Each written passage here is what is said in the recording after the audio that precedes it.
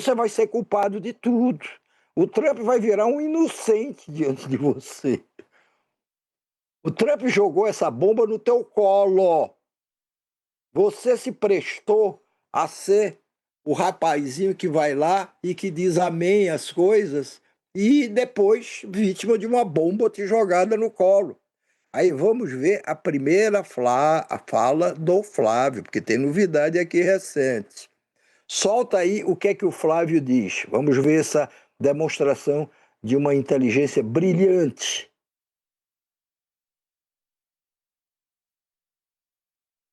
Cadê a fala do Flávio, ô Alice? Alice, o vídeo do Flávio. Segura. Tem um problema ali, não vai entrar no vídeo que a Alice promete nos mostrar daqui a pouco, o Flávio diz basicamente o seguinte: olha, tem nada a ver com isso não. A culpa disso é o Lula que é o culpado, porque foi lá e se rendeu ao charme do Bolsonaro, enfim, não pediu ajuda nem coisa nenhuma, papapá. Eu pedi expressamente.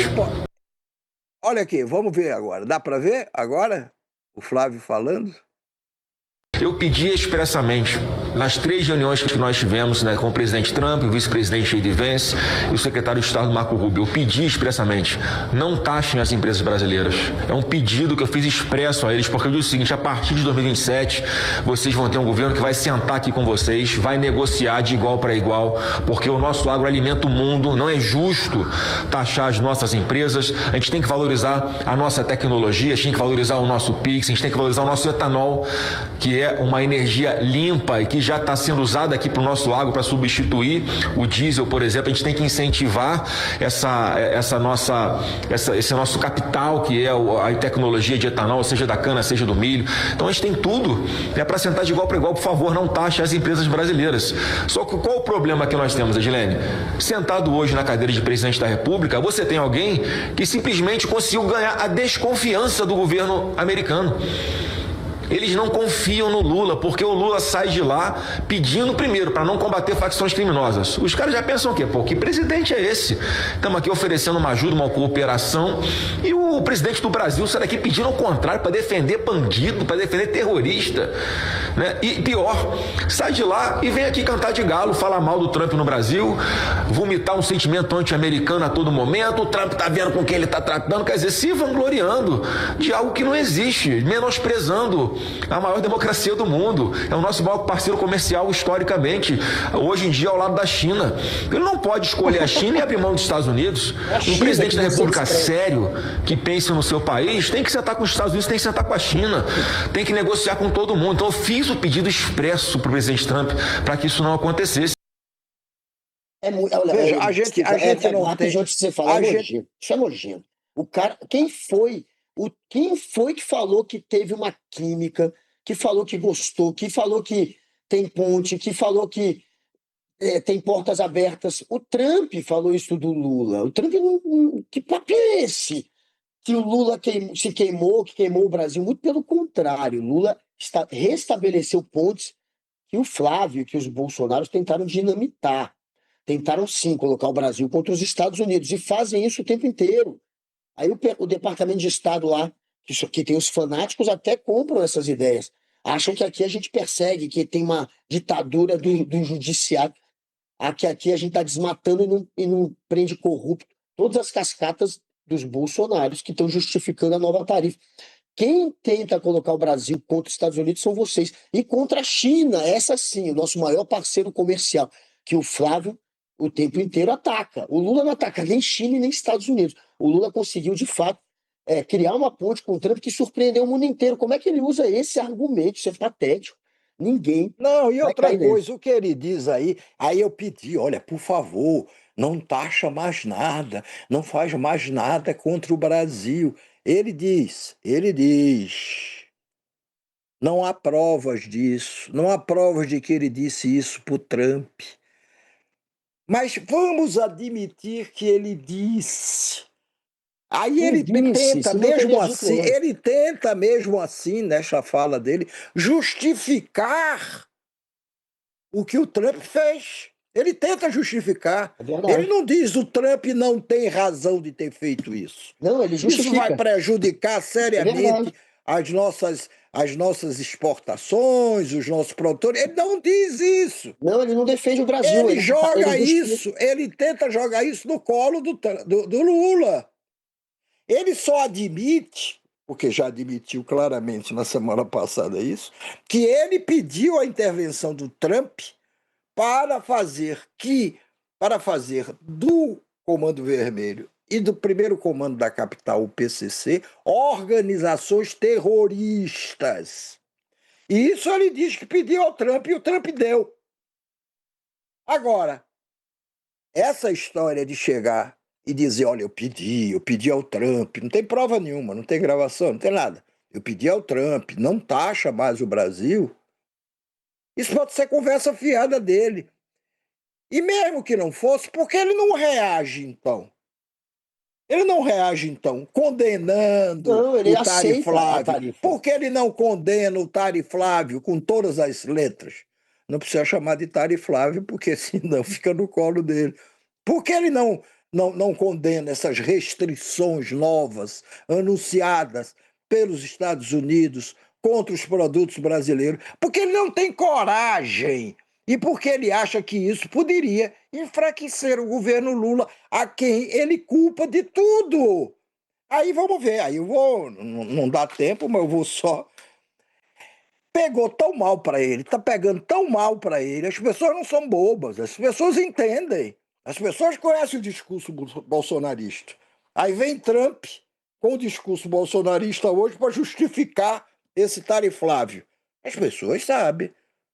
As pessoas conhecem muito bem o discurso bolsonarista, sabem de toda a identificação que há entre esse discurso e o que o Trump voltou a fazer com o Brasil, aplicando um tariflávio agora. Então, pegou mal. Aí ele viu a esparrela em que está metido novamente, ele viu que isso vai se virar contra ele, porque tem toda a razão de se virar contra ele mesmo, aí mandou uma carta em inglês. Alguém deve ter redigido para ele. Mas essa carta foi enviada não ao Trump, mas ao secretário Marco Rubio, que é o chefe do Departamento de Estado dos Estados Unidos e é aquele que mais tem afinidade com o discurso bolsonarista. Então ele manda lá, olha, sou grato pela decisão de designar o Comando Vermelho e o primeiro comando da capital como organizações terroristas. Aí lá para as tantas, ele começa a descrever a situação econômica do Brasil.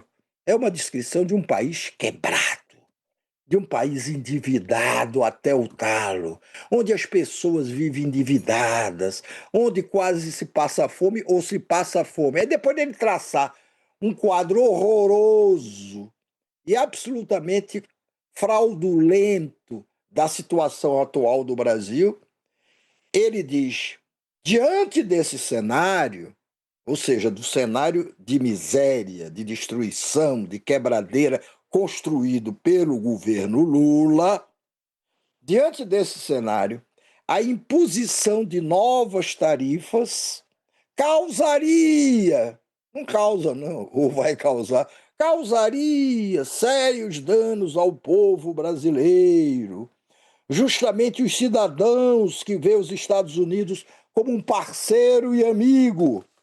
Por isso, escrevo para reiterar formalmente o pedido que lhe fiz, que os Estados Unidos não imponham tarifas ao Brasil. E aí acrescenta, como já afirmei, o Flávio, nesta carta enviada ao secretário Mário Rubio, como já afirmei, estou confiante de que serei eleito presidente do Brasil em outubro. Caso essa seja a vontade do meu povo, estou preparado para colocar imediatamente minha equipe de transição à disposição do seu governo.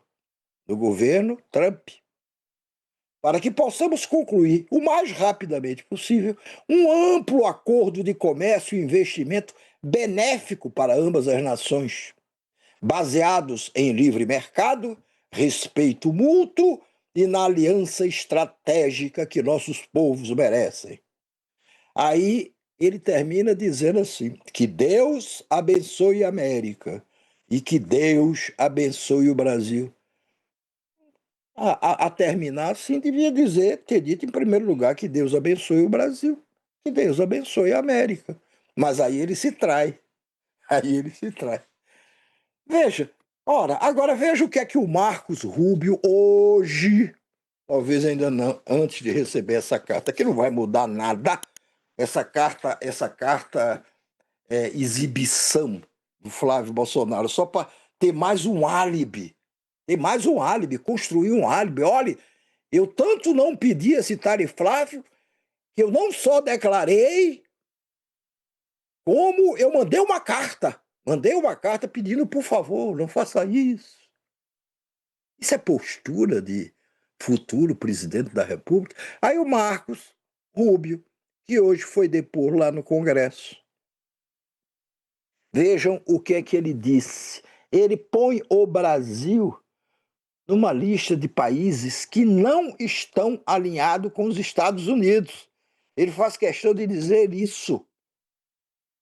Ele equipara o Brasil a Cuba, pelo menos. Venezuela e Cuba. Ele Os cita dois que são alvo Venezuela hoje dos Estados Unidos, de e Colômbia. ações militares. E Colômbia, que vai agora para um segundo turno da eleição presidencial.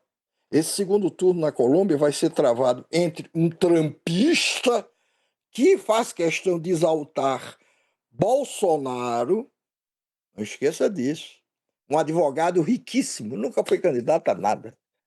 Resolveu gastar parte da fortuna que tinha, parte do dinheiro também que arrecadou de outros afortunados, se lançou e passou em primeiro lugar para o segundo turno, com uma Colômbia vai diferença, se arrepender com demais. uma diferença pequena para Que o nem a gente. candidato de esquerda que tinha lá.